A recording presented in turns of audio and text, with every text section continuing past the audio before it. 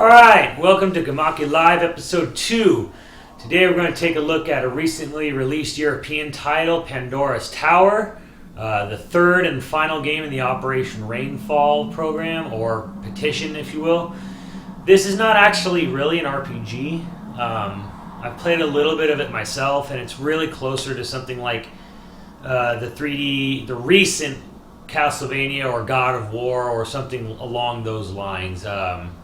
This is a really oddball game. It was made by Gambarion. They made Jump Ultra Stars and Jump Superstars for the DS, and they made a couple of those one-piece like adventure games that were like pretty good, but like not spectacular. This is kind of one of their. It's like a game they had been cooking for a long time. Apparently, according to the Iwata asks, that they spent a lot of years just kind of privately making on their own, and finally got published. So. It's actually probably one of the more hardcore Nintendo games ever released because, like, it's got a really dark storyline and a lot of really kind of like I kind of would say disturbing imagery, but like not like super M-rated, but at the same time kind of like disturbing. I don't know how else to put it. Basically, it's about this songstress girl here who gets cursed. And you're a knight who saves her and is trying to lift this curse of her that's basically going to turn her into this giant, blobby, disgusting, like, leper blob or something. What is this episode 1 Phantom Menace ending crap I'm watching? I don't know, it looked more like Final Fantasy 12 to me. Yeah. Well, look at this. And there's a symbol on her back. It becomes a tattoo. One thing I do think is really good about this game, more than anything, is the soundtrack. And it's weird because I don't think there's an official, I don't think there's a soundtrack credit listed here. Was it this or Last Story that's going to be on Club Nintendo, the soundtrack? One of them they said was going to be on there soon.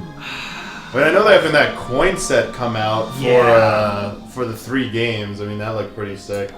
But I mean, not sure if it was this soundtrack. One of the soundtracks is going to be available. I thought it was Last Story. It doesn't really matter. Either way, it's got a really good soundtrack. It's probably the best thing about the game. Because, like, as good as it is or isn't, like, the soundtrack's pretty unquestionably, like, epic in scope and scale and everything. Ugh, subtitles. It's okay. Words are your friend. Oh, we'll be turning those off as soon as I get a chance. Yeah. Anyways, so the basic plotline is you kind of have to go into this sort of labyrinth-like castle as this she-boy right here. And you have to literally, like, tear the heart and skin off these beasts and then force-feed them to the girl so she doesn't become a monster. Now, one of my greatest and sickest pleasures of this game, as you find out early on, is the girl is a vegetarian, and you have to force her to eat like live, raw, pulsating meat. It's fucked up, but it's what I love, kind of mostly about this game. It's like die or eat meat. Exactly. The choice is yours. Exactly. I know it's. I'm a terrible person, but what can I say? I'm a sick fuck. But look, she can barely walk. This game, honestly, like, even though it's published by Nintendo, 13 Tower. The game gives me a very it feels like Fragile Dreams or No More Heroes, in the sense that or Lost in Shadows. It's kind of one of those games that probably would never exist on an HD console just because, like, no one would fund it. And it's kind of one of those games like, well, it exists solely because the Wii is cheap enough to develop for. So you kind of get this oddball, like, really unique, like, story and setup and everything like that. Even though the gameplay itself is really kind of reminiscent of a lot of action-adventure games. Someone poured acid over her face. Yeah.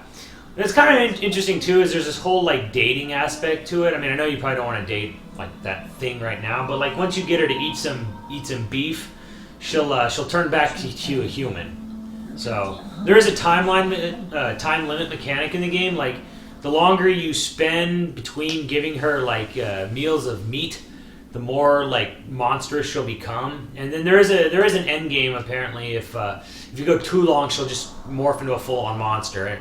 And there are multiple endings as well. You said that a dating thing. I mean, yeah, who are the potential suitors here for the girl? Or well, it's more or less like, will you end up with the girl or not kind of thing. Okay. It's kind of like, I think it's. I mean, I don't think, obviously I don't think there are any other suitors, and I don't think you can date the old like troll lady, but. Basically, like when you go back to this observatory, like between the going in and out of the big castle there, you can like talk to her, you can give her gifts, just simple stuff like that. It's just something a little more, because it's not like, you know, God of War where it's like, okay, you hack and slash and here's a sex mini game for, you know, just for in between. It's like it's a little more conservative in that sort of aspect, but there you go. Run down the chains. That looks a lot like Infinite Undiscovery. Except that was chained to the moon or something. His name's Aaron. Do you want to save your game? Of course. Sounds like Resident Evil sound effects for some reason. I don't know. Yeah. Treetop Tower. They call it the 13 Towers or something. Yeah, because there's like 13 themed levels, basically. I remember the right analog is for the cursor. I gotta remember how to play this game. Let's bring up the... now, you can play this with a nunchuck. Off. Or you can play it with a classic controller. Now, a lot of people have been saying it's probably actually better to play with the nunchuck because it does have a very pointer-like functionality where if you're pointing at this... You have this whole point at the screen thing. Let's say here's like the RPG. Yeah. I mean, there is an RPG aspects to it. Like, it is more RPG than, say, God of War, but it is mostly a hack and slash. It's a loot fest, more or less. If that makes more sense. Gear. It's kind of cool. Alright, let's get used to this system again. And I think that's the exit. Yeah, I know.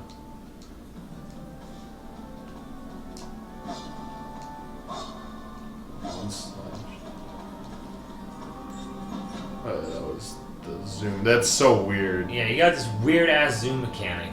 And there's the Again, I'm starting to see why some people are saying it's probably better to just play with the nunchuck. But I mean, if you really hate IR aiming, then I guess I'd suggest playing this way. I played through a little bit of this with the, the classic Pro, whatever it's called. It was fine. I mean, yeah, this takes a little bit, but I mean, it doesn't have to be super precise, like you saw when it was on the boxes. Yeah. The cursor says kind of be in the vicinity, and you can. It's very generous. You can get away with a lot of stuff with it. So, can't open it. Seems to be locked. Locked doors. I can tell you how much I hate locked doors in games. Those look a little stronger. Like you can just bust through them. Alright, I remember this room. Break this shit. It's like an enemy that comes at some point. Yeah, well, like I said, loot game, a lot of stuff to just pick up, die at vary, whatever.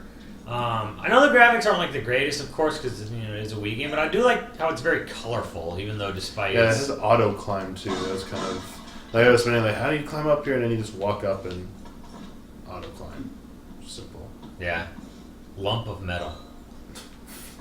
Metal comes in I've never really heard or seen metal referred to as a lump. Whoa, look at that. Turn the radio down. That's not part of the game, actually. Alright, anyway. Let's see what's through here. I think this door's actually gonna lead to... Yeah, the first little cutscene enemy. Burrs! Give me some B here. Like I said, a little more brutal than most Nintendo games. Enemies biting each other's heads and wings off. All kinds of stuff like that. Time for some num num. I remember there's like an R buddy. Oh. Should probably pay attention. Oh, there we go. Let's guard.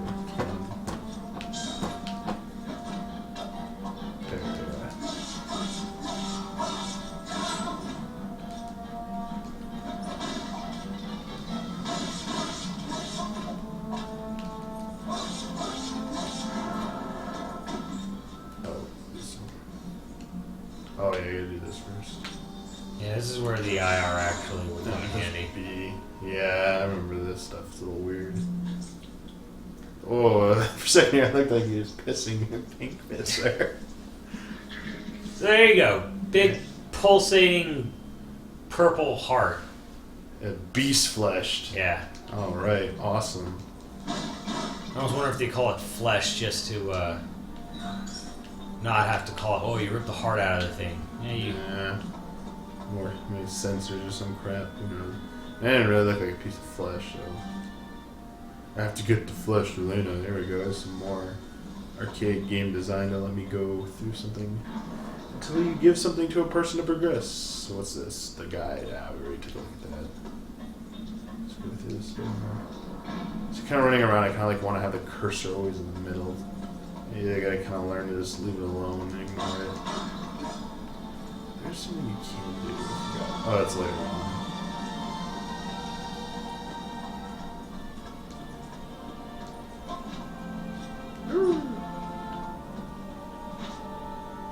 Oh yeah, and you just warp here, you don't actually...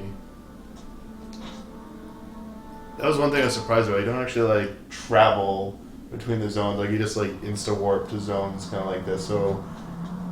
Well, there's no in-between, basically. Yeah, there's like no overworld, I guess. There's like this hub area, and then you go to different parts of the tower, I guess, so... Tower would probably be like a giant dungeon, I guess. That's in here, right? Yeah. We used to call the game a dungeon crawler or something like that. Cutscene time. Time to eat. Aaron, your pack. What? Back in one piece, I see. So, have you brought us back flesh for the ceremony? Yes. Carrying this around, and don't worry, didn't squish it or anything. Go on now. Yeah, that's right. Take a bite. Take a bite. It's like all dramatic. Yes. Ah, I see what the problem is. Folks in this country are believers in Ios. You're forbidden to eat meat. Oh wait, she's forbidden. It's not Curtis' choice. Now this little morsel Oh, whatever, same thing. freshly cut from servant beasts. What? That's right. Eat it. Ah. Come now, girl. Eat it down. That's right. Eat it down. This thing could almost be an adult video game. Well, if you don't eat it, your fate will be sealed. You'll grow more and more monstrous. And there'll be no happy You know, ending. what is this like saying? Like, you need to eat, or else you're gonna get ugly. If you don't, I mean, I don't know. Is it like some kind of like counter anorexia thing going on there? I guess just anti-vegetarian, honestly. Look at that, a tear. Ooh. Someone is salty that they have to eat some meat. Oh, that just tastes like chicken. It's okay. She's probably never had chicken in her life. I mean, seriously, you can cure all your problems by just taking a bite of that. What the hell's the problem? Well, I guess it'd be forbidden from doing it or whatever, but yeah. Like, you're gonna die, or else take a bite. Oh, eat it. Jelly-filled donut there. Nope, you have... Oh, wow, the image. Hey, you can't spit it out. This is so bad. Yummy. Like how their faces are plain, but there's like extra lighting effect and texture on her lips during that part, all watery. It's like, these are like the types of things you see like in a dramatic scene in a regular RPG where like something serious is going on. Like this is over, like I just can't eat something. It's so super dramatic. Oh, lean on my shoulder. Hey man, you'd be tired out too if you had to eat a big old stinking hunk of meat like that. Well, we have to go through this how many more times in the game? Oh yeah. Wow. Didn't know meat had that kind of power. Well, clearly you've never had a really good steak. Apparently not. I knocked her out. Food coma? Food coma. Oh shit, now we get the intro of the game. After all that. The continent of Imperium lies the kingdom of Illyria. At its remotest edge, hundreds of leagues from the capital of Helicon, a forbidding wasteland stretches to the furthest horizon, Orcanos. Deep within this desolate expanse, where none may set foot, the earth has been torn asunder to form a rift extending over thousands of leagues, known simply as the Scar. At Oh, its center, that's not original at all. this fathomless fissure are the 13 towers. Towers of all sizes, interlink and intertwine, each playing their part in the intricate design, fusing to become one single vast fortress. You can see, to me, it's like just very Castlevania-ish. That grip the walls of the surrounding cliffs, the towers loom like a spider in its web, seeming to inhabit So like space hinting at some beyond of the the normal enemies world. you just see The with these bristling trunks flashes. of the towers serve a purpose. A dead horse? They bind the earth together, preventing the scar from widening and tearing the world itself apart. Well, there's 13. Which one's Pandora's tower? Middle one.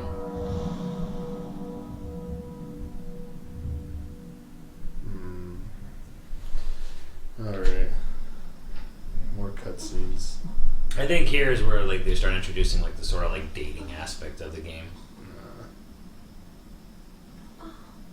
That's right. Realize what you did. You are no longer a virgin. It's time for the walk of shame. You let that guilt burn. We need help. You're back. You made it. Wow, bipolar much? Oh, well, you know. Wait, so how long have these two known each other? 5 minutes. Alright. Dude, that's like an eternity in Japanese anime RPG time. Oh, this is wonderful. I can go back to my village. Don't get Wait, too see, she's far. happy. She ate meat. She's like, it's wonderful. So what's the problem here? There, on your back. Not so long as that mark remains. Well, that's what happens when you get a tattoo. You know, you get drunk one night and forget. Yeah, could have just solved this problem easily by going to like a laser removal shop or something. Oh The well. curse hasn't been lifted. What do you mean? But I know. Hey, I turned subtitles off. Only for God, you're now. so opposed to reading. So long as you have that on your back, the curse will slowly. You just told me this. You mean the meat? I can't stomach anymore. Oh, yes, You you just can, said it you was will. wonderful. Yeah, you are bipolar. But you're going to have to. Otherwise, things are only going to get worse. Oh gosh, we're going in circles here. Do you think the maiden at the Harvest Festival would end up forced to eat meat? Why is this happening? Reversing the changes. Old woman's name. No more questions. Alright, well, we know why this is happening. You're telling us, or sort of. Reversing the changes. Well, you do it by eating meat. Yeah, what's the old woman's name? That's. What a memory like a sieve. My name's Magda. And See, don't you forget. They only said it above her text box every other sentence. Wait, can you keep asking? What is on your back? This already. My people are the Vestra, and we are traveling merchants. You travel with a giant skeleton on your back? What is that on your back? Yes. Got already? Dearie me, I introduced you. Boom. This old fellow is my boon companion. He's rather shy and retiring, I'm afraid. Oi, you up there. That's right, isn't it?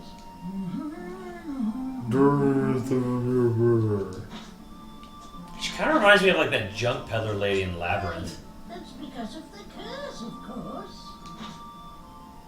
Why was I cursed? Indeed. How would I Wow. Why, yes. Poor Elena is not the first to be cursed in this way. All sorts of things. Some fell into the hands of the Illyrian army and were dealt with.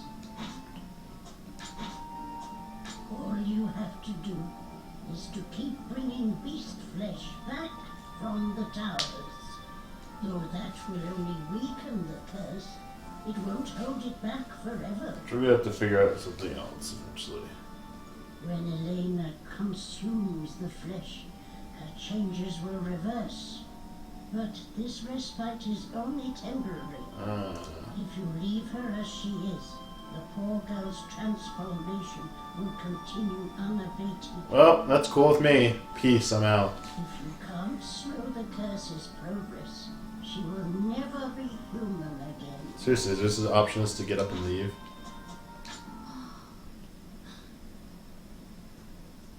So this is to be my life? To be cooped up in here, eating foul flesh? Yep. I agree with Must voice I learn work. to live like this? Can I not lift the curse? Lifting the curse, you say? Oh, I'm glad you asked about that. Oh, do tell me about Because I want to tell you now. Aaron, you must head back to the towers. Deep within each one, a master awaits you. So this is how we get our gameplay set up. Masters, and return here with their flesh. Good to know. If Elena eats this flesh, the mark on her back will fade, and she may be human once more. So you gotta beat the bosses. No! Classic video I games. won't hear of it.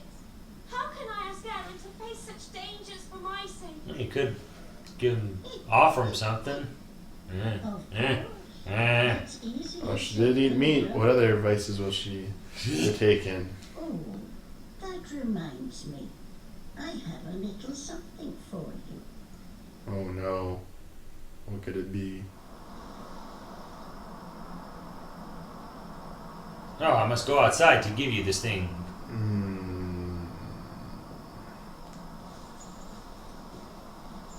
Cool. Chains. I know you're into that sort of thing. Belongs to my people. It's called the Oraculous Chain. Well, it seems like they built up a lot of backstory for what's basically a hack and slash dungeon crawler. To take just a little of Elena's lovely hair. What? It's for Aaron's sake. That's right. Do more things for the sake of this dude. There you go. That's right. See? Ew. And we're sinners. Man, this woman is so submissive.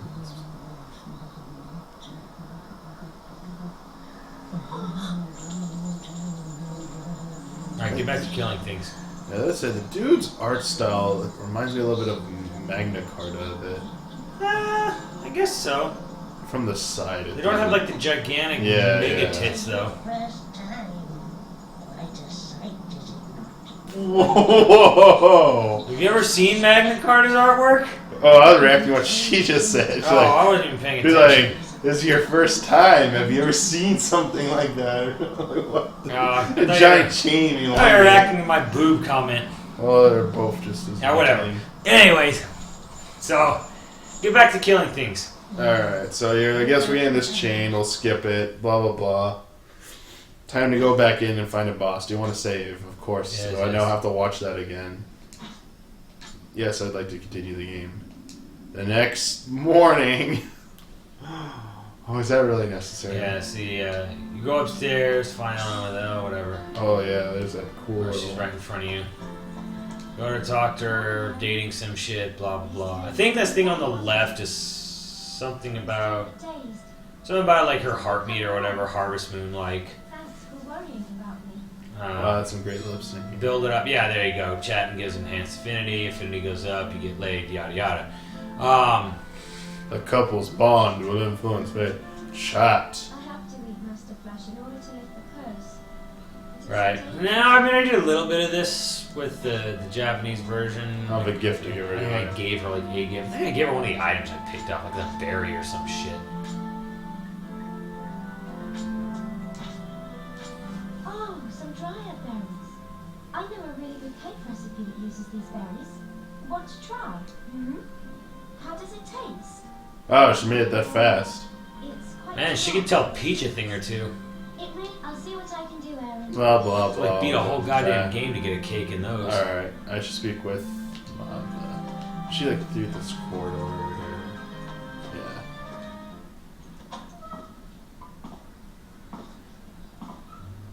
Alright, I don't need to watch you walking out Make the door. yourselves at home.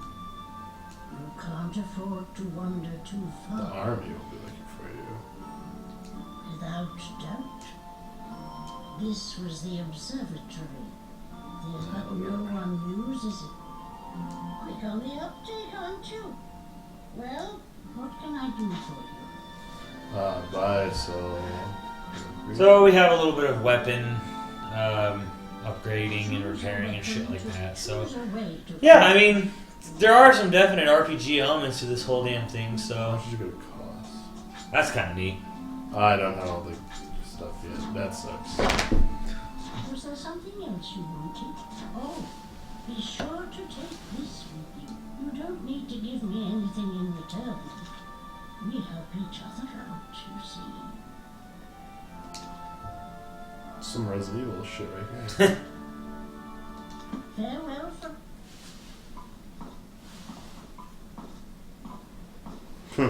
Peace out. Alright, I should make her go all this happened so far.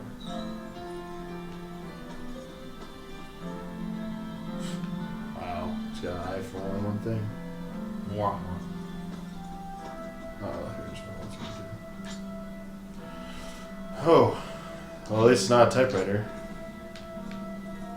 Oh, there's even an inventory chest. Yep, loot box. So yeah, I mean, there's a pretty good, decent amount of stuff here. So it's not like the game is like completely like just one big like level to level like grind. So little stuff to it.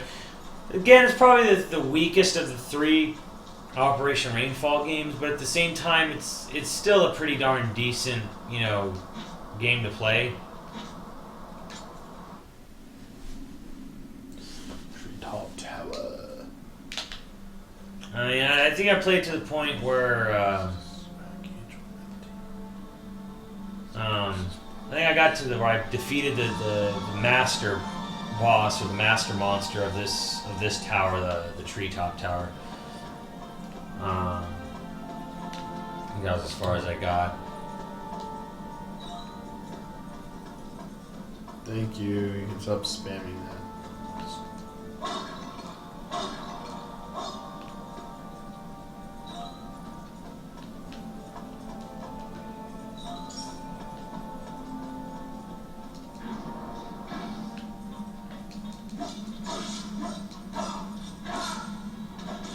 There's no lock-on systems. Just gotta come out.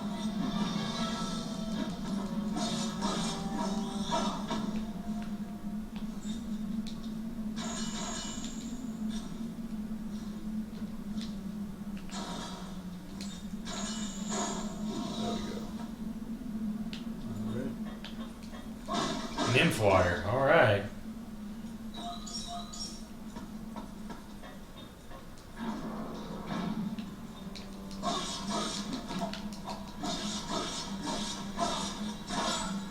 Oh yeah, you can do this.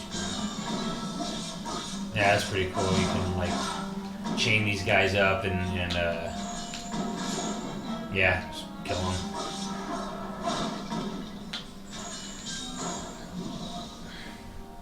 Alright, so that's pretty much Pandora's Tower in a nutshell. I think we should probably move on to some of the more bigger subjects that came out this week. And this was kind of a busy week. Honestly, we had both, I don't know what you'd call them, but like they were called Captivate with Capcom and Global Gamers Day with Namco. And Yeah. basically what these are, for people who may not be aware, as E3 kind of become, is getting back into its big, groove and like has so much stuff covering, the show floor on the 3 days. What a lot of these, more, like the third parties do now is they have these days, these special days, events, about anywhere from 2 weeks to 2 months before E3 to showcase what will be at the show. And they'll show it early just so people get a heads up on it. It's more for select members of the press, so not a whole lot of people actually get to go to these things, which is why you probably don't hear too much about it, other than like from the main press outlets. It's mostly just a way for the companies to sort of show trailers off before E3 and before everyone don't get drowned out from it. I guess we could start with Namco. I mean, a lot of their stuff is sort of like, I think it's embargoed for a while, but they did talk about a few things. One of the things they're bringing out, I think one of the new games they announced was Dragon Ball Z Connect.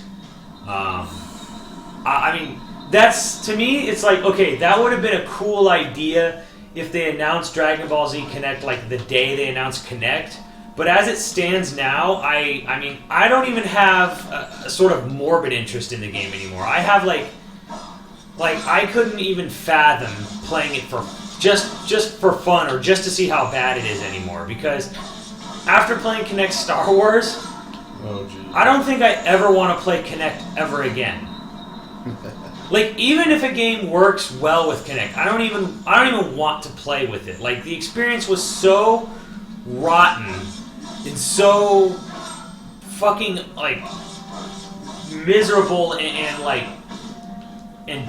uncoordinated and disjointed, and it felt like I don't even know how to describe it, but it was kind of like it was like trying to communicate, to a creature in space using like movement only or something. I don't know. I mean, it was just a really horrendous experience. Like the timing was off, and like if you were ever playing a game where you needed a creature to move like left and right was like a nightmare. Like, it worked well for like on-rail segment stuff or dancing stuff, but like even the dancing stuff wasn't even fun. It basically felt like, okay, the whole point of Kinect is it makes you look and feel like an idiot. And, they kind of give you this like half-ass, oh, look, you did a great job, great pose. It's like, whatever. And it doesn't even feel like, you're accomplishing much. Like with DDR, like, because it had like the button pad inputs on like the floor mats, you kind of saw what they were going for there. You kind of felt what they were doing. It was like, getting you to like move your feet, and it had an instant feedback with Dance Central and like the Star Wars dancing and all that crap. It's like the only way you're doing well is if like you look up at the screen and it tells you you're doing well. Like, there's no force feedback to let you know you're doing it right. Because like with DDR, if you step on an arrow way late or way early, it is. I mean, even if your coordination is not great, you can at least tell when your foot doesn't connect, with a button. So, like, even the ability to throw, Kamehamehas at the screen with Kinect, I don't even care. Like, it's probably the worst. I mean, I haven't played too much time with the Move, but the Kinect was worse than the Wii. I forget, they didn't make any Naruto games with the Kinect, did they? Where they you make your jutsu signs and shit. So I would have thought like that would be another like prime target, Yeah, I mean, I don't know. Kinect can't even pick up in hand motions like that. I know, yeah. So it picks up like basically a stick figure skeleton, basically. Otherwise, I'm sure they would have tried that if they could have. Yeah, I mean, that's the other weird thing. It's like Dragon Ball Z. Like, yeah, I mean, I guess it's people know about it, and it's sort of got a history to it. But it's like, how many people actually sit there and watch Dragon Ball Z nowadays? Well, I mean, then they bring out the the redo versions. Oh yeah, the Dragon Ball Kai. So yeah, I guess, but I mean, I don't know what channel it's on. But I guess Dragon Ball still has to be popular enough. I mean, how well? And I saw Naruto Charted. We'll talk about that later. But I mean, those games sell decently enough. So I guess maybe this is like a I mean, it's a game that sort of makes sense. Like, yeah, Dragon Ball Z. You know, you make a Hadouken motion and you throw a fireball. Like, genius, right? Well, I guess until you play the fucking thing. Yeah, I mean, it sounds good sounds okay on paper, and it turns out to be a nightmare. Yeah, but I mean, how much control can you really honestly have with that? I mean, you have almost none when you actually play the fucking Yeah, thing. it's probably just gonna be. I honestly have to say I haven't actually seen it yet, anything of it. So Like, I'm sure it'd be a fun game to play if you were like drunk or something. But I don't even want to play it just for laughs anymore. I just ugh. But another game they were talking about at the Global Gamers Day at Namco was One Piece Pirate Warriors, I believe is what they're calling it in America. It's the Muso. It's the Dynasty Warriors One Piece game. Gotcha. Again, I don't know how popular One Piece is outside of like, you know, the hardcore anime fandom. So to me, like, you know, it's going to probably be another risky proposition. I don't know. Maybe it's not risky. It's a hack and slash game. It's Dynasty Warriors. You run and you punch everything that moves. It's probably more interesting than the Gundam Dynasty Warriors, because the Gundam Dynasty Warriors was fuck awful. I mean, I played it at E3 last year, and it was just like, the game wasn't terrible, but it was like completely uninteresting, and the dubbing was unfucking believably bad. Like, I could have dubbed every character, including the 5-year-old girls, and done a better job.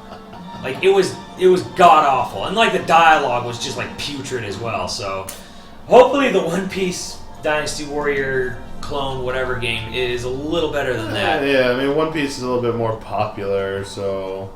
Plus, I think One Piece lends itself more to like being like kind of goofy, silly. Like, it's okay. Like, it doesn't feel as ridiculous when, you know, you're basically like Stretch Armstrong from Japan.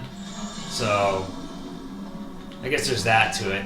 And then there's, what was the other games they were talking about?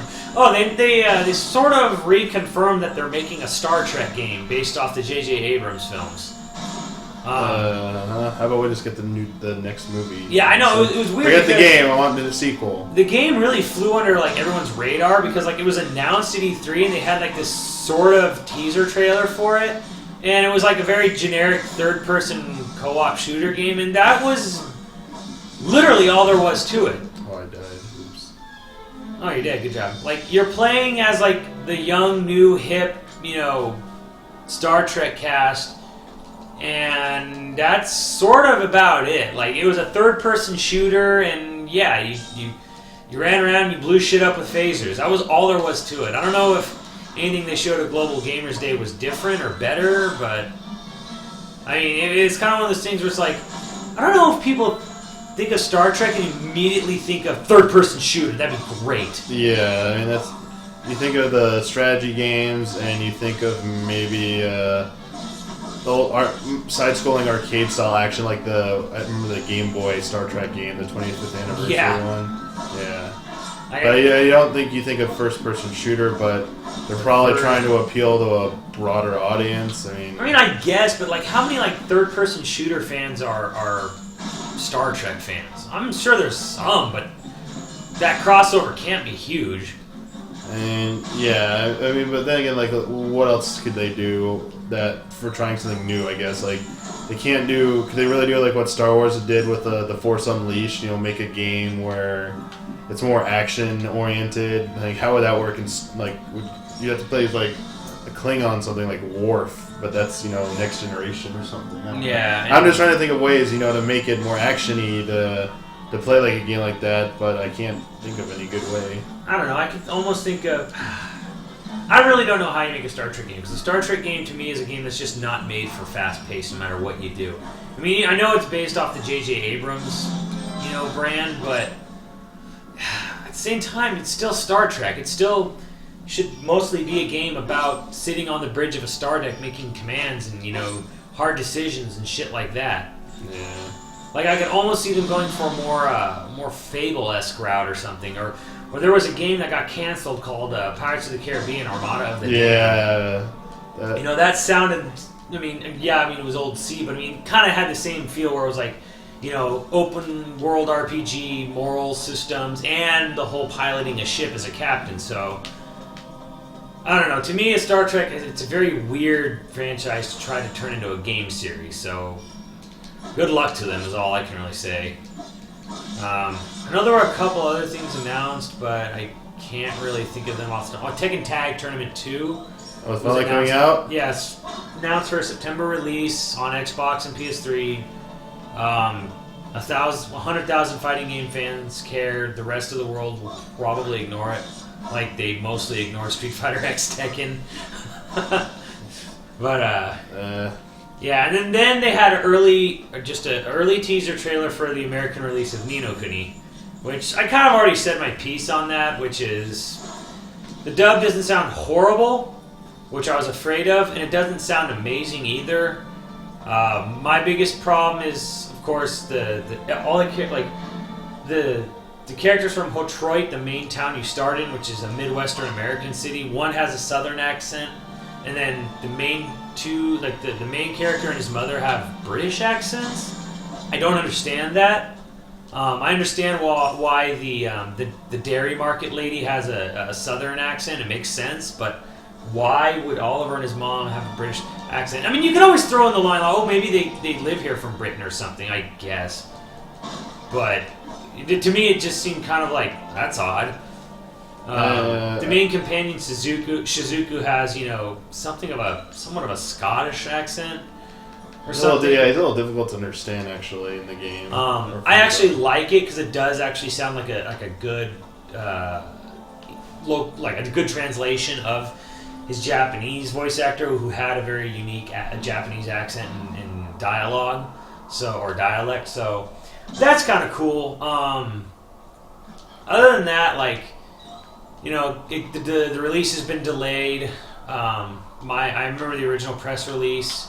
Well, okay, at Tokyo Game Show, Level 5 said they were going to have it early 2012. Early 2012 came, and then I got the press release from Namco that said it'll be out 2012, and then I think a second press release said winter 2012, and then at the Gamers Day when they revealed the trailer, they said it would be early 2013. So the game just gets pushed back and back and back, and it's funny because this is what happened in the Japanese version too. And I don't know if you remember, the Japanese version was delayed over and over and over again as well. Yeah, I mean, that took a while to come out, but I mean, you think, you told me, actually, you warned me, when I thought it was coming out in, Q1, Q2, and no, this guy has a history of saying this stuff, the guy at Level 5. Yeah, it's not coming out, then mark my words, and, here we are, it's I actually misread it first, I thought it said Q3, 2012, whatever. then I see on other sites it's 2013. Wait, got another delay already? And then I looked. I was like, oh no, I just misread it. I was like, shit, that sucks. So yeah, I mean, unfortunately, this is not uncommon for Level 5, but it is kind of weird because they did go to Namco to localize it, and the game is done. It's been done since October in Japan, and it's still going to take them well over a year to localize. I don't know. Namco is pretty notoriously slow. I mean, when did Graces come out originally? It was 2009 on Wii, fall 2009 in Japan. Yeah. And then the PS3 one was either end of 2010 or beginning of 20. I know I'm getting these wrong, but there was a good enough gap between the Wii and PS3 one. I think it was at least a year. And then we just got Graces this spring, so I mean, that took it was well over a year to come out. Supposed to be a way to do this. And I remember Symphonia and the first Bite and Kados each took exactly 13 months to localize and bring out to America. So, I guess you can really say Namco really hasn't quite mastered the art of translating RPGs fast. No, they certainly have not. And I don't know. I mean, I'm hopeful. I'm hopeful for Ni no Kuni, but at the same time, not only is Namco slow, they're not really anything special either when it comes to localizing these games. Cool. I'll get hurt here. Yeah, this is some real Castlevania shit right here. So, I guess it's good because it lets I don't have to buy a PS3 right away, but Same time, fuck, I just want the game already. You guys got to go back to the Japanese version. Yeah, I mean, we were expecting it this year, and now there's like one less JRPG coming out this year because of that. It just means Xenoblade's going to be the RPG of the year. That already came out. You can't win more than 1 year. Yes, you can. Have you played a better RPG than Xenoblade this year than I don't last know. year? And did you play a better JRPG in 2009 than when you played Xenoblade? 2009. Yeah. Name me a JRPG that came out within the last 3 years that was as good as Xenoblade? Has to only be a JRPG. Yeah, we'll start there. Oh, some people would think that Radiant Historia is better. I wouldn't agree with that, but Radiant Historia is good, but I mean, that kind of brings me to another point. Like, Radiant Historia was good, but it wasn't like mind blowing, and that's kind of actually a weird criticism I've been seeing from really dumb people online about Ni no Kuni, because they're like, oh, well, the graphics look great, but the gameplay's nothing amazing. And I'm like, that isn't really the point. Like, the point of Ni no Kuni, ever since its inception as a DS-only game, was just to make a traditional RPG with high production values.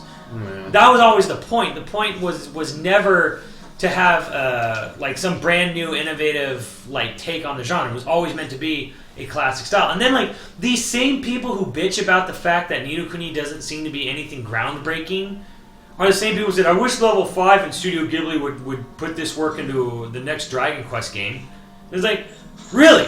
The next Dragon Quest game? Because Dragon Quest, that game, that's like the one franchise, that's the most staunchest, stay the same, like, never change as little as we possibly can franchise in Japan. Like, it's notorious for staying the same. And like, I don't think Dragon Quest games are bad, but I mean, let's be honest here. The battle system in Dragon Quest has barely evolved. yeah, I would agree with that. I mean, it's been... And they don't want it to evolve. They want it to be like that. So there's it is specifically like that for a reason, but... So, I mean, you gotta look at Ni no Kuni like that. Ni no Kuni is like Dragon Quest, especially on the DS. It was made to be a very traditional RPG. Like, and sometimes that's good. Like, I don't always need a game to have a completely new battle system. Sometimes it's just, I just want an RPG. So if you go in with that mindset, the game will be a lot of fun for you. It's just, yeah, it's a traditional RPG. Get used to that fact. It's not trying to reinvent the wheel.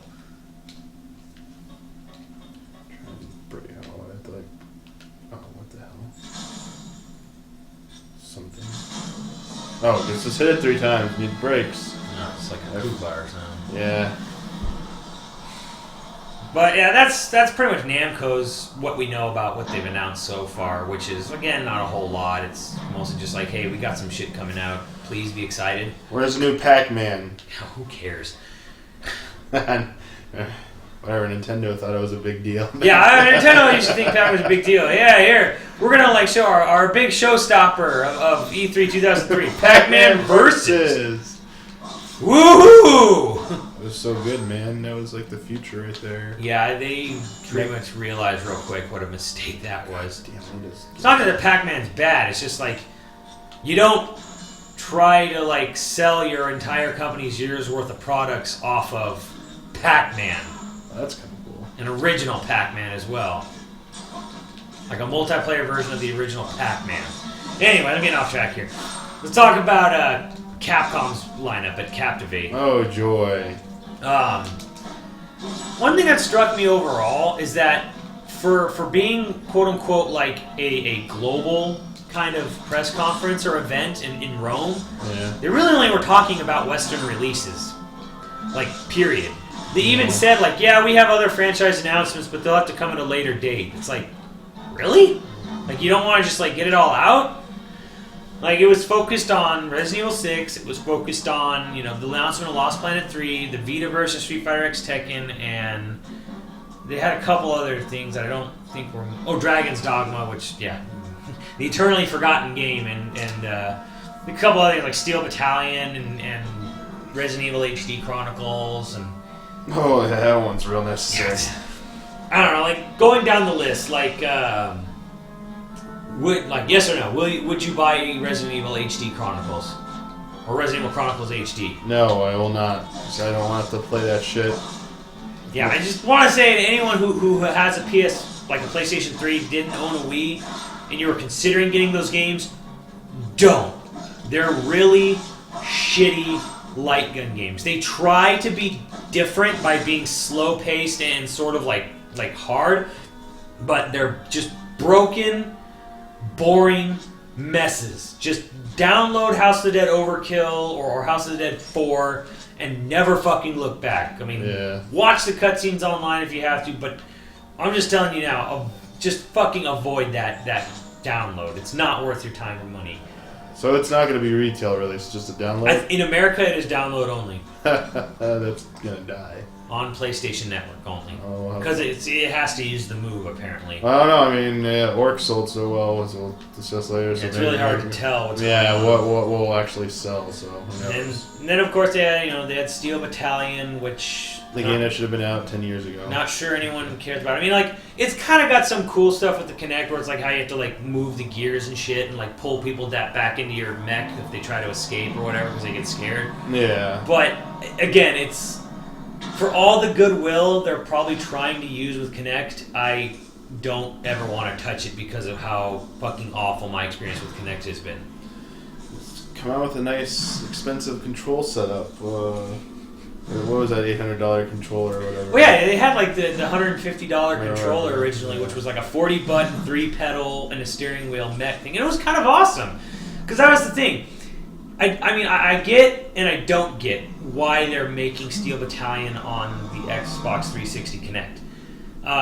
Yeah, the Kinect does lend itself well because, hey, you don't have to have all those buttons, you don't have to have that huge peripheral. But at the same time, it's another $150 peripheral if you don't already own it. So, granted, it supports more games. And secondly, Steel Battalion was made for the hardest of the hardcore gamers. Like, it was a niche audience game, and it was for mech lovers who had money. So putting it on the most casual fest crap controller on the market seems like it might be a little bit, misjudgment there. So that's all I really have to say about that. And speaking of misjudgment, did you see the new Devil May Cry trailer? Oh yeah, what the hell was I watching?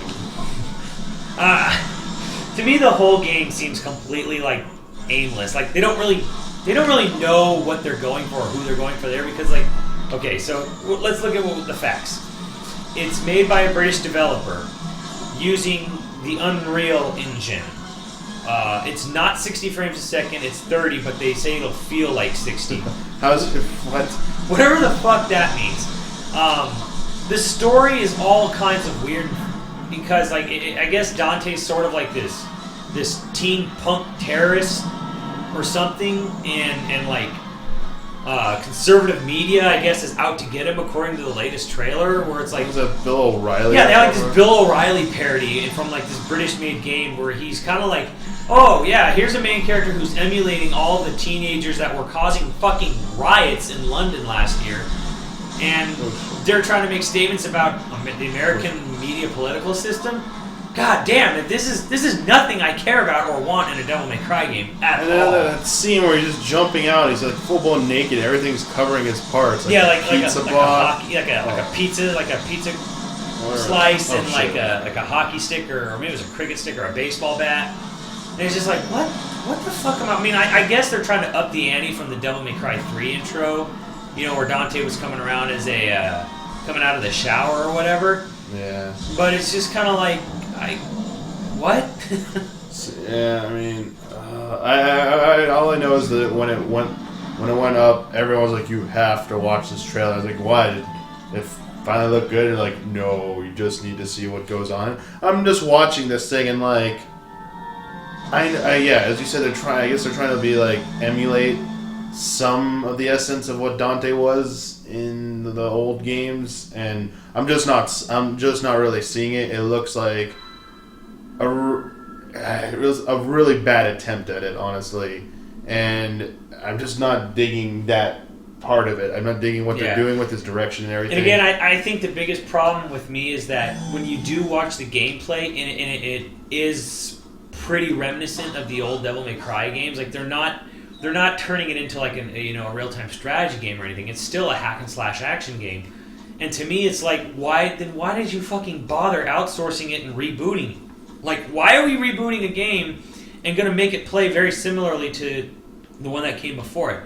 And, more to the point, Devil May Cry 4 is the best-selling Devil May Cry, yet they decided now was the time to reboot it. It just makes no fucking sense, other than Capcom didn't have time to make a new Devil May Cry, so they outsourced it to another developer.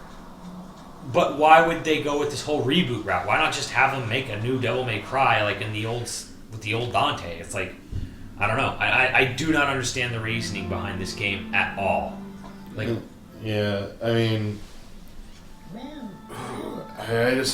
mean, it's a confused game, and I don't think it necessarily will be bad. I just think it's just very lost, and Capcom's really underestimating, the attachment and visual appeal people have to the old Dante and the old Devil May Cry games. So, time to give some more master flesh. So I don't know. I mean, that game is just, it's a nightmare for. I feel just like she feels. Yeah. About Devil May Cry. Yeah, I mean, I'm not a huge fan of the old games, but they were fun. And I know you just went through the HD collection, so. I don't like. Everyone doesn't like. Oh, most everyone doesn't like 2. Whatever. But like 1 was a really cool game for the time. It felt like it was like part Resident Evil, which originally was a Resident Evil game in development. And it had like that kind of same vibe of like the whole gothic mansion type thing, kind of backtracking, finding items, but like it was like combat system was like totally different from what we'd seen in something. And then Devil May Cry 3 is just like, hey, the intricacies you see in like a fighting game, like combos, with directional input stuff. I mean, it's not quite to the level I would say of technical mastery you need like in like say a Street Fighting, or like say Third Strike probably blows it away in terms of like that type of technical proficiency. But we hadn't seen something like that in a game, like in an action game just like that. And you know what? The games are hard. They're meant to be hard, and they're not totally unfair. There's a little bit of unfair things still in them, but there is an easy mode. If you just can't understand the game, just grasp your head around them. Easy mode, stuff good like that, blah, blah, blah. I mean, whatever. I'm getting into a tangent here, but there's still 1 and 3 are still good games. 3 is still really good. And I just am having a hard to tie this into the whole discussion. I'm just having a hard time seeing the whole reboot thing. I just don't see, I don't see how Ninja Theory will come anywhere close to what we saw in Devil May Cry 3 or 4. I like Enslaved. I thought Enslaved was a fun game, but Enslaved had a pretty combat system, and the whole change of like location and character is just kind of like pointless to me, especially if you're just gonna have gameplay that's exactly the same. I mean, the only thing I haven't actually played the new one, so it just, when I see the videos, it looks like it's trying to emulate the style, as you've been saying. Yeah. But it also looks a little bit, maybe it's just deceiving, but it looks a little bit slower paced, the combat. Well, it's because it's 30 frames a second. And, well, not just that, like, I mean the speed of Dante in general. And then the variety of the moves. I mean, I see Stinger in there. I mean, I see air hikes, double jump stuff. I see some of the moves being redone there, but like it just looks more repetitive, I guess. It looks like I'm playing Devil May Cry 1. It looks like more like Devil May Cry 1 than Devil May Cry 3. Like, are they going to have different styles, Yeah. Like Devil May Cry 3 had, or, will it have like... I'm just curious about those things. It looks a little too simplistic for I think we'll know more at E3, but yeah. Moving on, what do you... And I wish Max was here for this, but what did you think of Lost Planet 3? Why fucking bother? I know Max was like a huge fan of Lost Planet 2, And I know he's kind of really nervous after the announcement of 3 because Lost Planet 3 is not using MT Framework, the custom Capcom engine, and it is not being made at Capcom. It is being outsourced to Spark Unlimited. To the lowest bidder. And yeah, I mean, I don't want to be a dick and like, you know, totally rat on people, but they have a pretty piss poor history of games. Like, every one of their games has like a low Metacritic. Their highest rated game was their first game, which was like a PS2 version of one of the Call of Duty games, Call of Duty Finest Hour. And then they did like Legendary, and they did Turning Point or something like that. Like, and they all like the newer their games are, there's only 3 games, but like I think their Metacritic got progressively worse with each subsequent game. And it's like, these are the guys they're handing Lost Planet 3 off to. I mean, this is literally Operation Raccoon City all over again. And wasn't the whole point of 2 is like, alright, the whole first game was like in snowy environments, so we're going to branch out. And now it looks like it's going back to just mostly snowy. No, it's a prequel. Okay, like, Lost Planet 3 is a prequel. I will say this, the trailer was all pre-rendered, but with really, really awesome motion capture and lip sync. Really, really well done. But I mean, they probably hired that out to like Just Cause Productions or Blur Studios or someone like that. You know, someone who's really good at doing stuff like that. So it's kind of impossible to tell anything about gameplay. But I mean, it's kind of cool that they're saying, hey, we really want to try to introduce some like horror and survival elements to it, or hey, survival horror. So that's kind of neat. But it's like, you have a developer who has a pretty piss poor track record. Yeah. And they're going back to, they're using the Unreal 3 engine, and they're not using the Framework engine. So it's like, it's almost guaranteed not to look as good as Lost Planet 2. I mean, just refresh my memory, if you even remember, how did Lost Planet 2 sell? Like, I think it eventually crossed to like 1.5 million eventually. But there wasn't, or something. That wasn't. Like that. I'm trying to remember, fuzzy. That wasn't when Capcom kind of backpedaled a bit on the whole expanding to Western. Like, there was some like backlash from within. I think what it was kind of one of the last big games Inafune was involved with, and he kind of, I don't know the whole story, but there's a lot of talk about how he threw the developers under the bus when the game massively underperformed in sales.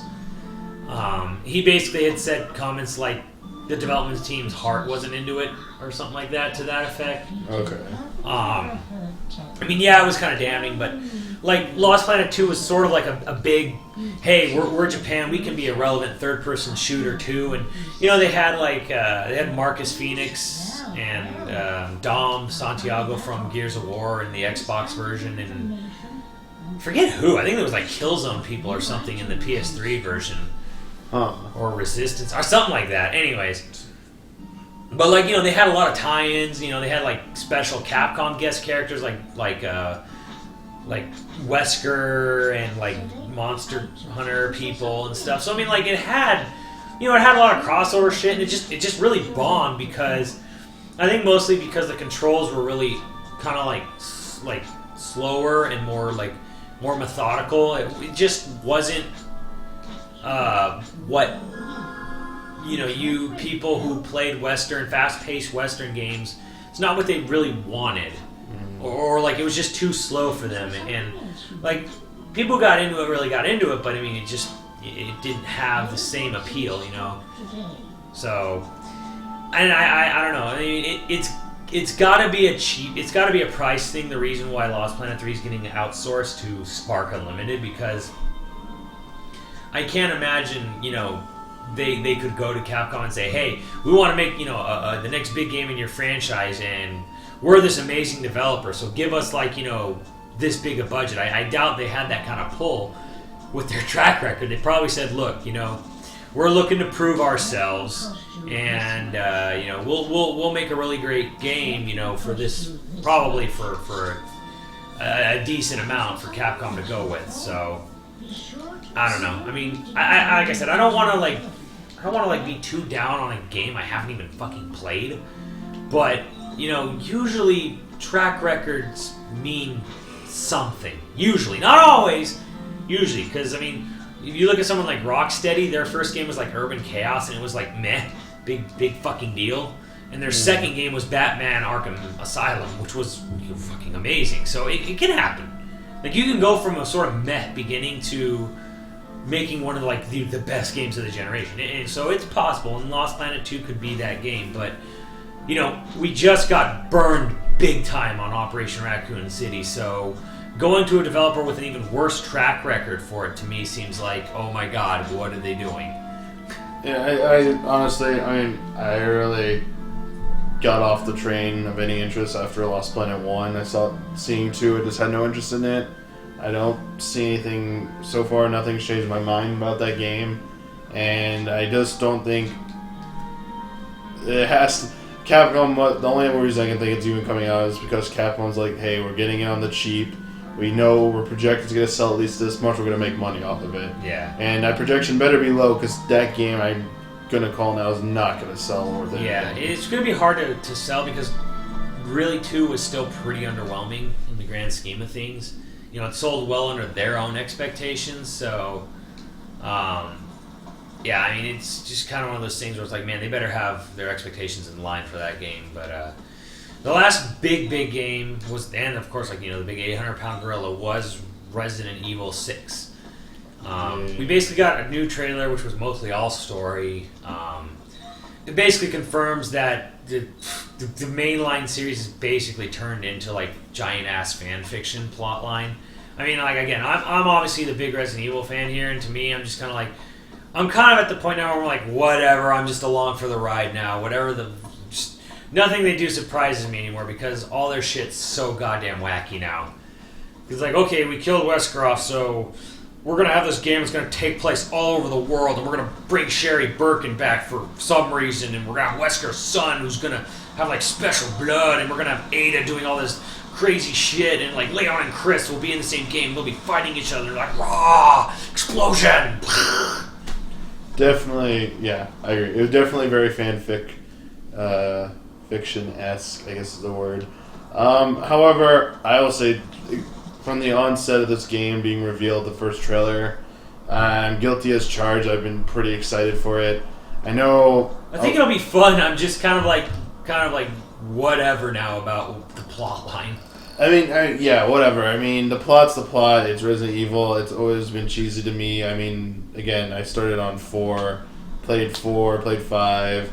I've gone back and played a bit of the older ones, but I mean, definitely not for the plot. I really don't care for the plot of the older ones, though I can see why, when they were released back then, people dug them, how their style and stuff. But yeah, I'm not invested in Resident Evil 6 because of the story. I have a glimmer of hope that with the Leon campaign, it'll be more like Resident Evil 4 style. Yeah, that's what Capcom, one of their guys in American, said specifically. Leon will play like RE4, Chris will play like RE5, and then the new guy Jake will be a completely new thing, which we'd already kind of speculated on. But one thing that I kind of want to I think is kind of a sort of a warning sign about the game is they talk about it's bioterrorism on a global scale, like no longer confined to a single location. This new Resident Evil takes place all over the world.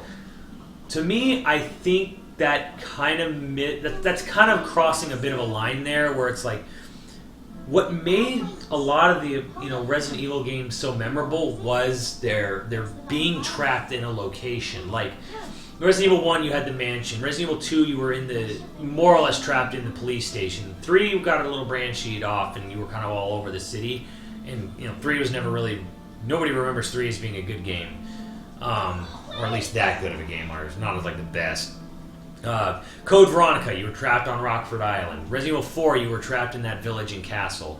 Like, I mean, it was a little bigger, but I mean, at the same time, it was, more or less one location. 5 was, you went around a lot in 5, but I mean, it was still mostly set in, in Kajuju, and in Revelations is, set mostly on the ocean liner, and it's always kind of been the way it is, and part of the appeal of Resident Evil is like, man, I'm trapped in this area, or maybe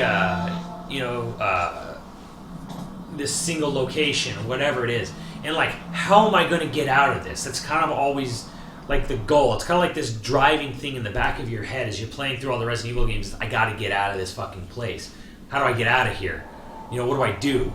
And then here comes 6, where it's like we're everywhere.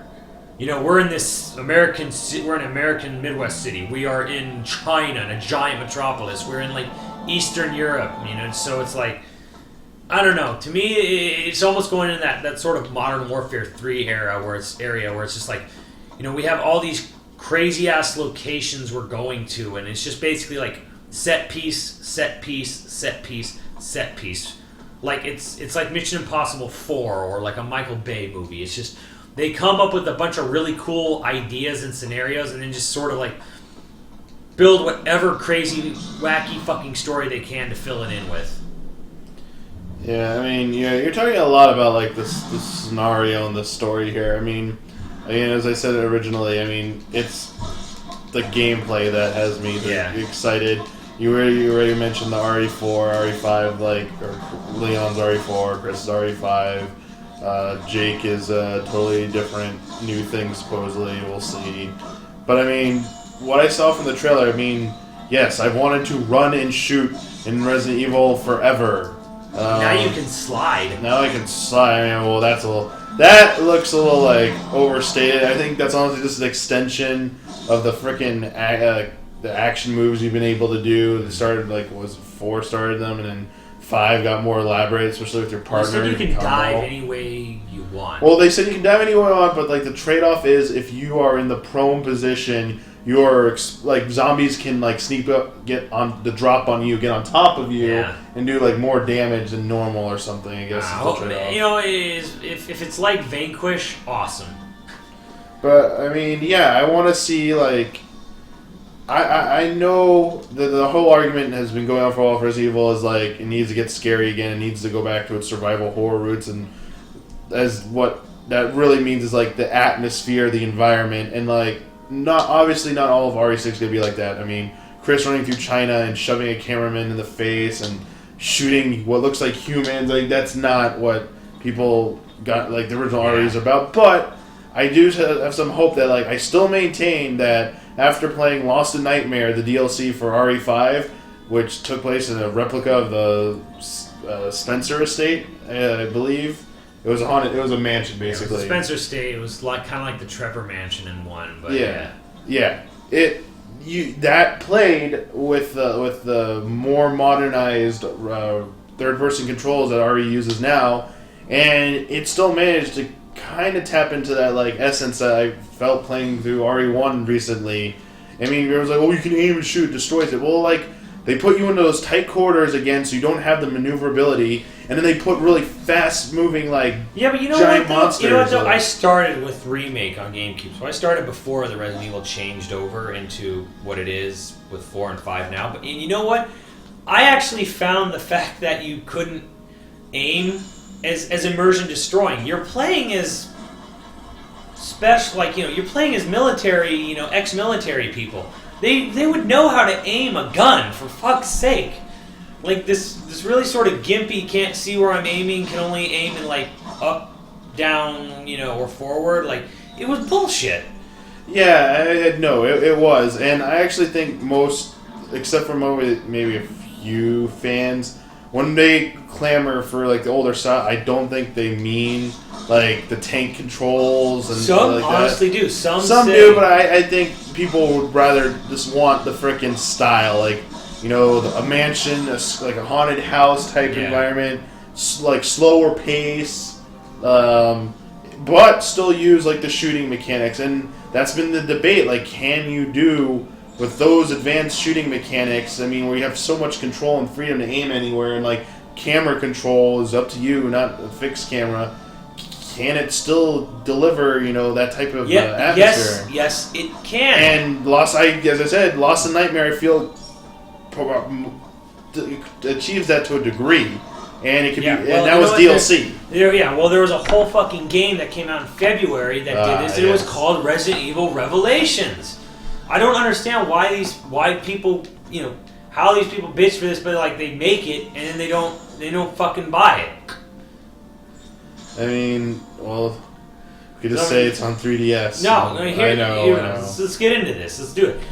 The NPD came out. The best-selling game of the month was Mass Effect 3, and no surprise. Not really a shock. I mean, everyone kind of bitched about the ending, but it's like you had to play. Yeah. You had to play the game to get through it to get to the ending. So yeah, it's like the boycotts. Where we're gonna boycott your game by playing the last version of your game, or like what was the Valve boycotts, whatever. Yeah. Let's boycott by playing your game. It was like they're really suffering. So yeah. Anyway, yeah. Yeah. So that was, of course, the big game right there. And then the second big game, best-selling game of the month, was Operation Raccoon City. Now, granted, it was actually a big drop from Mass Effect, which was 1.3 million to 586,000. But doesn't it fucking annoy you that something like Orc is the second best-selling game of the month? Yeah. I mean, the game was a giant piece of shit. People warned. The reviews were out there. Yeah, there was plenty of warning. I mean, you saw it at E3, you saw it at Comic-Con, hell, they even had it at WonderCon. It was the game was not good. The game was never good. We saw early on the frame rate was crap. The shooting felt off. There was glitches fucking galore. The AI and then the early reviews were repeating the same thing. And yet everyone just jumped on the fucking train and said, "Oh fuck, Resident Evil third-person shooter in Raccoon City with zombies and city looking characters. Look, I'm jumping on that shit. $50, sign me the fuck up." To me, it's one of the most infuriating things because there was such a better Resident Evil game released in February that looked better graphically, that played better, was built by, was made by the more or less the original Capcom Resident Evil development team. It was a game that actually had significance to the story. Orc is just a what if scenario. Revelations actually is part of the series canon. It's all this shit was put into the game and it was mostly ignored. You use the clause that it's on 3DS, and I just use the clause that I think Resident Evil fans are fucking retarded. I mean, yes. Here's the thing: if you are a fan of a franchise and one of the best fucking games in that franchise comes out, wouldn't you buy it? Wouldn't you just plunk down the dollars if you had to buy a new system and do it? I mean, it would. I mean, look at the games I've bought for Zelda. Yeah, look at us Zelda fans. We buy the new systems before there's even a Zelda game announced for it. It's just because we know, okay, there's going to be a Zelda game on this in the future. We don't know what it's going to be called or what it looks like or anything, but it's fucking Zelda, so we're going to do it. 3DS at $170 isn't exactly breaking the bank. It's it's the cost of a few games maybe. Plus, of course, you got to buy the game itself for $30 or $40, but whatever. Sorry. Yeah, fuck that bird up. But that just infuriates me. We don't even really know for sure what the game even sold in America. There's been a lot. There's some controversy. There's a lot of debate whether or not the numbers that came out today were for the month or for its entire lifetime. I don't know why you would release a lifetime to date numbers not even 2 months into a game's lifespan. To me, that seems odd, but it also seems odd that Revelations would have sold better than Mario 3D Land. Yeah. But then again, it's newer. Mario 3D Land came out in November. But that's the thing, though. It should sell better because, and I don't mean to be down on, I don't want to incite Nintendo fanboys, but Resident Evil Revelations is a better fucking game than Mario 3D Land. Mario 3D Land is a very good game, but Mario 3D Land is a lot of the same shit done again. It's literally literally Mario Galaxy 3 Mini. It's Little Big Planet, for Vita. It's that version of it. It's good, but it's also a lot like a game that already exists. Resident Evil has way better graphics. It has a much more involved, single player, a much more focused original single player. It has an amazing multiplayer function, and yet, fuck it. I want to, I'll play Mario. Like Mario's fine, but you gotta buy both. Because here's the thing: when people don't buy games like Resident Evil Revelations, it sends dual messages. It sends one, nobody will buy anything good on a Nintendo system, no matter how good it is. And two, it tells Capcom, we don't need to make good Resident Evil games. We can just outsource them to like fucking subpar developers, get god-awful reviews, and still sell a ton because people will buy our crap on a home console rather than buy an amazing experience on a portable. I mean that's exactly what's being said, but I mean, this goes back to, or it doesn't go back to anything, just state of like what sells nowadays. I mean, Revelations it definitely still deserves to sell more. Can I throw this into this guy? That'd be awesome. Sorry. I mean, it deserves to sell more, but I don't know. Like, would a game of that caliber have sold better before, like, you know, iPhone, iPad, all that shit came out, or is it just like? I don't think so, because I don't really think that people who related? really buy the iPhone, iPad games really sit there and think, I want an experience that is exactly like Resident Evil 4 or 5 on my iPad or iPhone. Like, I'm sure some people would think it'd be cool, but it's like, it's not what you think of when you go browsing on, like, you know, the app stores. It's like, you don't expect to look for games like that. But I mean, yeah. And, yeah, it's odd. Not a good sign. The Revelation's a much better game. Sold worse than Operation Raccoon City, but Operation Orc is a shooter. It's multiplayer, and that seems to be... Like, normally it's like, okay, 3DS is a new system, and it doesn't have that. You know, there's only like 5 million of them out there as opposed to like 20 and 30 million PS2s and 360s. But at the same time, it's like, it's so... There's such a gap in quality that it's like, man, how dumb of a fan are you if you would sit there and say, I want a game that is a worse experience in every single conceivable way, including graphics. You would rather have that so you can sit your fat ass on the couch and play a worse experience than sit your fat ass on the couch and play a portable. That's, well, look at the sales. I mean, it's all you can really look at. That's the sad truth. It just totally infuriates me. But kind of one of the other real, like, disappointing, not really disappointing, but kind of like surprising was how much Call of Duty Modern Warfare 3 finally dropped. Like, it dropped to like 6 or something like that, or 7. Yeah, it dropped. It was lower than that. It seemed like it's dropping faster than other ones. Yeah, it is. Like, I think there was an analysis report just came out tonight that basically said, yeah, this game is dropping a lot faster than Black Ops did. So, is the Call of Duty is the war machine finally coming to an end? I mean, are we reaching the end of its run? Calling it now. Black Ops will sell decently. Black Ops 2, you mean? Yeah, Black Ops 2. Well, they're all the same, so I can just call them Black Ops, you know. You can just call it Call of Duty. Activision just adopt Apple's strategy and call every game just Call of Duty. Just call it by the year or something, you know. They're all the same. And, well, this year's Call of Duty will be the last decent-selling one. Then after, next year will be what, Modern Warfare 4 probably. That'll be the beginning of the end.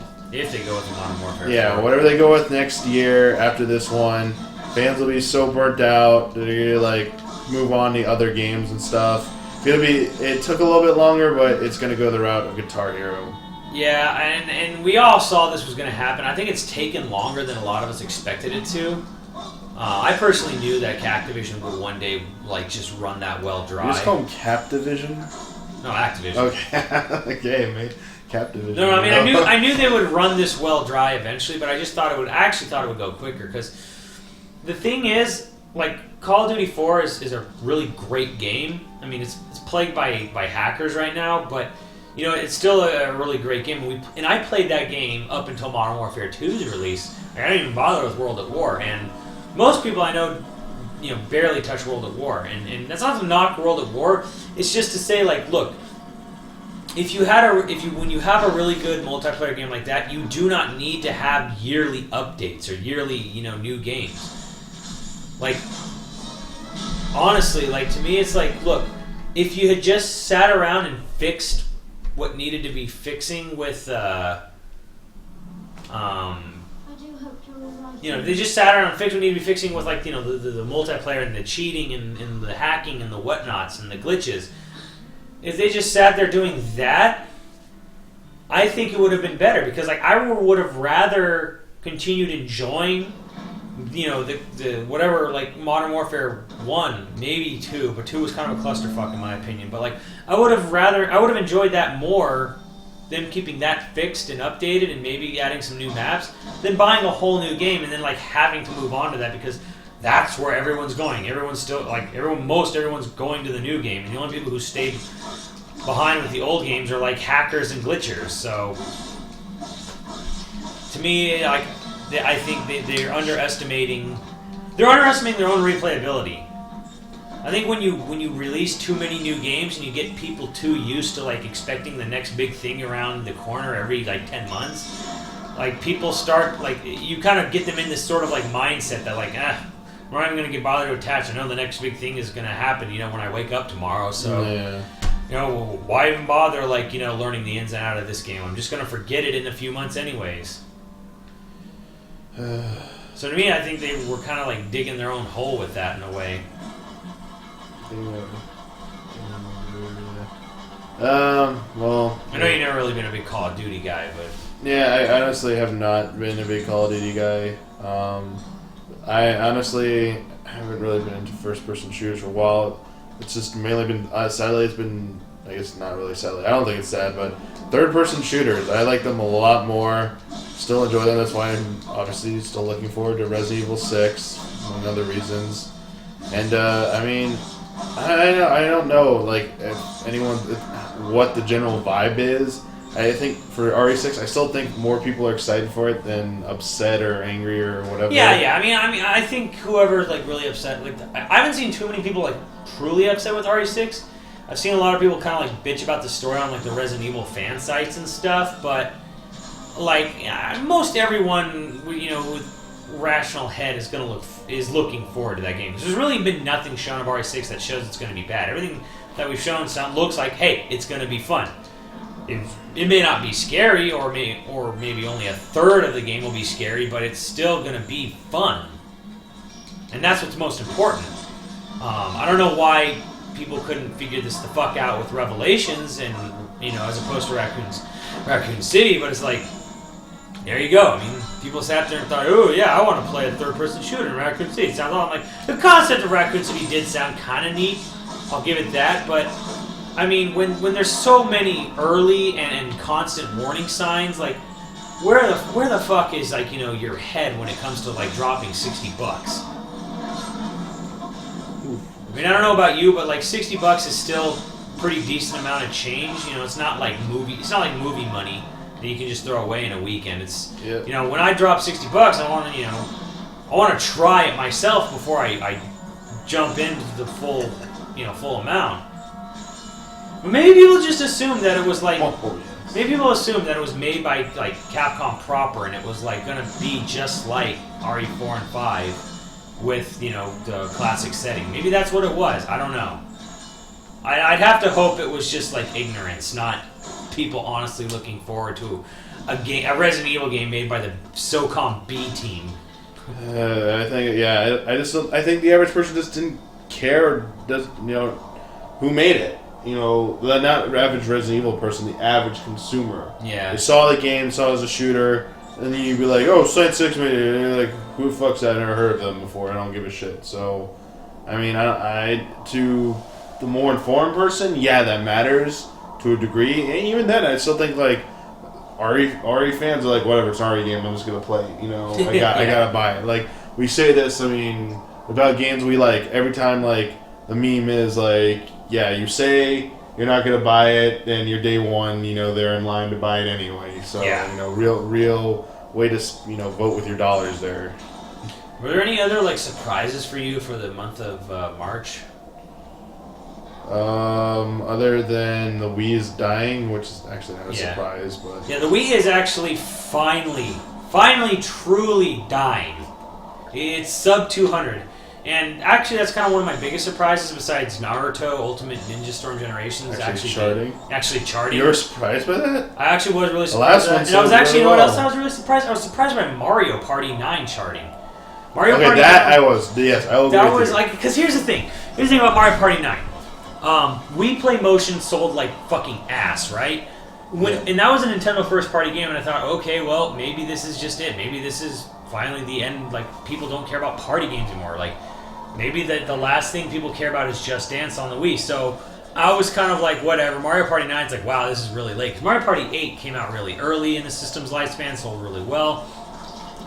So for Mario Party 9 to be one of the best-selling games of the month, I had to sit there and think to myself, Well, who the fuck is sitting in their house going, oh man, I cannot wait for Mario Party 9. I cannot You know wait what? to pick that up. wait a sec. I mean, the other ones have sold really well. So, while the Wii has been dying... Right, but I mean, I can't sit there and imagine who is waiting for the launch day of Mario Party 9. Because it's like, I always assume Mario Party is just kind of one of those games where it's like, yeah, everyone kind of gets around to it. Like, the families see it, when they're shopping on a Sunday, and they're like, oh, that looks like fun. Damn birds. That looks like fun. Let's pick that up. Let's pick that up. That's awful. I don't sit there and think it's a game that people sit there and like tick the days off the calendar to, oh boy, Mario Party 9. I can't wait to see what new mini games I can play as with Peach and Daisy. To me, it's bizarre. Like, why is that charting? Like, I expect it to be an evergreen title, yes, but really? Who? I don't know. I think It wasn't in the full month of March, which means people had to sit there and anticipate its release date. I just think the history of the games, they sell in their first month, and the game, it's Mario Party, and whatever Nintendo did, I didn't see any marketing, but maybe they did do it because I wasn't really paying attention to it. Something caused it to sell, yes, but I think going by the history, it has sold well, so in retrospect, maybe it's not that big of a shocker. I guess it's just shocking that it did it this late. How late, I don't know how late the ones on GameCube came out, or even the last one for Wii, the ones for GameCube, I don't know if any of the latest ones towards the end of the life cycle sold nearly as well, but they made 9 of them, they have to be selling well. So yeah, and they do. They obviously do. The game sold like 235,000 copies. The game right above that was Street Fighter X Tekken, which was somewhere in the neighborhood of 250,000. Indestructible. That game sold massively under expectation. To me, not a huge surprise. Because, frankly, and I told this to Max, and I said, honestly, the problem with Street Fighter X Tekken is that it's a crossover nobody cares about anymore. I know Tekken fans will want to burn me alive for this, but I think the fact of the matter is Tekken just isn't the franchise it used to be. It doesn't have the pull that it once had. When Tekken was at its peak was probably Tekken Tag Tournament 1 and Tekken 3.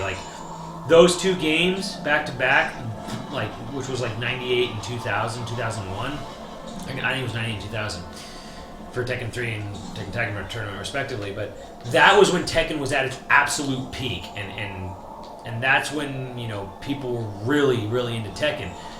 After Tekken 4, people really stopped, giving that much of a shit about Tekken. So, and that's for better or for worse. I'm not saying the Tekken games got bad or anything. It's just, for whatever reason, people didn't really gravitate to Tekken 4 as well, and it kind of never recovered from that. So, when I think about it, I think, yeah, you know what? I don't think people ever sat there and thought, I want to see Tekken versus Street Fighter, because they were always massively different franchises anyways. One was a 3D non-projectile-based fighter, and one was a 2D projectile-based fighter. I mean, they're very different. They're not as obvious as something like Mortal Kombat and Street Fighter. Yes, Mortal Kombat and Street Fighter, has very different art styles, but when you boil down the gameplay, they're not all that dissimilar, I will agree with you on your possibly inflammatory remark that Tekken is a little bit more relevant nowadays. I just saw Street Fighter Cross Tekken. I was like, a decade ago, this would have been awesome. I'm not the best person to speak to, getting excited for fighting games, but I felt like even someone like me could tell that this wasn't that huge of a deal, and it felt like Capcom and Namco Bandai were doing a little bit more on their end to try and make everyone else feel like it was a big deal when it really wasn't. Yeah, like we're just trying to play it up. I will say I love seeing Ono and Harada doing their commercials together. Yeah. But that was like, I get this at least, but I really don't care about the game, honestly. And I will say this. Okay, I'm not a fighting game player, but I love watching fighting game tournaments, the streams and stuff. And just from that perspective of pure entertainment value, straight up vanilla Street Fighter Cross Tekken one player versus one is boring as fuck to watch.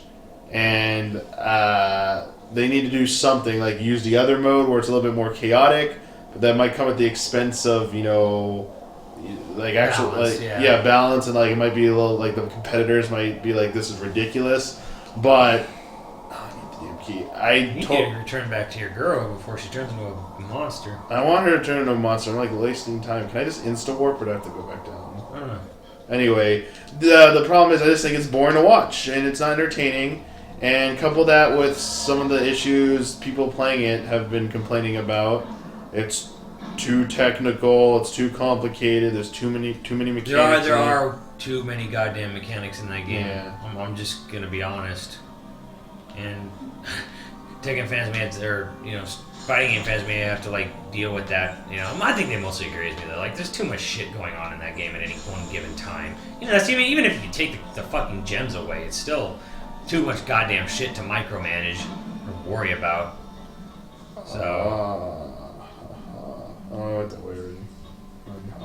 So, yeah, I think the other big surprise for me, as far as sales go, was like the Vita not being outright terrible in its second month. How'd it do again? I think someone was saying like it did around 200,000, which to me is actually kind of incredible. It's not too bad. Yeah, really not too bad. And I mean, the one thing though is, and it's hard to really gauge this accurately, but the sales of the games were really bad. Like, at least the retail side. Like, the retail section of the games, all of the games were under 50,000. All of them. Not good. Even the best selling one. But that doesn't count for digital sales, which could obviously make an impact. So, yeah, I mean, that was probably my big surprise. It's so good to see you. But, yeah. Feed the bitch some meat. As long as I can move about, I want to do what I can to help. Give flesh. Pulsating beast flesh. Look at this. It's like a gift, and she's like, oh, no, Yes, no, you do. No, So, please. I don't know. I think that'll more or less wrap it up. I don't know if there's anything else you wanted to say about the monthly numbers. I mean, Kid Icarus sold 135, which is good, I guess. I'm surprised it sold over 100,000, so I guess that's good, but I just think for how much Nintendo awareness... was advertising the shit how much out of that awareness Nintendo was trying to get for that game, I don't think those were the best numbers. I mean, I think they're okay. Well, I think another thing too is that if anyone did actually listen to an actual honest to god review for once in their miserable fucking lives, they would have known that game had a pretty bad control system. Like, it was what's the word? Like, it was being almost like pig-headed in like stubbornness to refuse to use Classic Controller Pro. Like, it actually supports the Classic, or not the Classic Controller. It actually supports the Circle Pad Pro, but it only uses it for switching the movement. Like, you cannot aim with two analog sticks. Even though it supports a peripheral with two analog sticks, you cannot play that game with aiming and shooting on separate sticks. You have to use a touchscreen to aim. There's no other way of doing it, and you have to do it that way, which is not bad when you're flying around, but it's a fucking nightmare when you're on the ground. Like, a lot of people say, oh, you use the stand that comes with it. Well, if you have to include a jerry-rigged peripheral just to make your game playable, isn't that a fucking sign that, hey, maybe this control scheme sucks? Like, how do you not fucking see this? And I don't know if it's because like they have so much respect for Sakurai at Nintendo or what, but to me it almost seems like, Iwata, grow some balls and tell the guy to use a fucking humane control setup. Yeah, I mean, I hate. Like I think Nintendo in particular has this problem where they get so enamored with a control system they come up with that they blind themselves and shut off the world to any other control option because they're like, I know, I came up with this idea, I have to see it through to the end and I have to make sure everyone does it this way. Like, I don't care if it's going to be controlled better some other way. I have to make everyone play this one particular style. Like, they did it with Skyward Sword. They did it with, like, a lot of their early Wii games. They're doing it again here with Kid Icarus, you know? Yeah, I just don't get why sometimes, it seemed at some point, Nintendo decided to give multiple control options on the Wii games. You had Mario Kart, you had Brawl. You even had Fire Emblem. Yeah. You have multiple controls. It seemed like, just like Nintendo feels like Nintendo might be backing off the 3D of 3DS, it felt like there was a phase there about like 2000, like around 2008, yeah, that they might be backing off, forcing you to use motion controls, and like, alright, from now on we're going to give you multiple options, and that just went completely out the window. I mean, Nintendo can be... Yeah, they go back and forth on this issue. Yeah. Like, sometimes they're like, oh, look, we're great because we offer, like, multiple control schemes for everyone. And then other times, like, no, this is the best control scheme. Like, you know, I don't care what you think. This is the way it has to be done.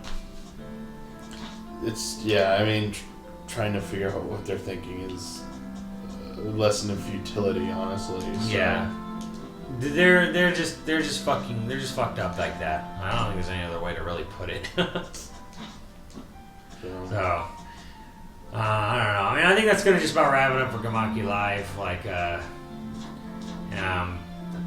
we'll see. Like next week, probably we'll have stuff from Namco Bandai. But other than that, we'll see what comes up and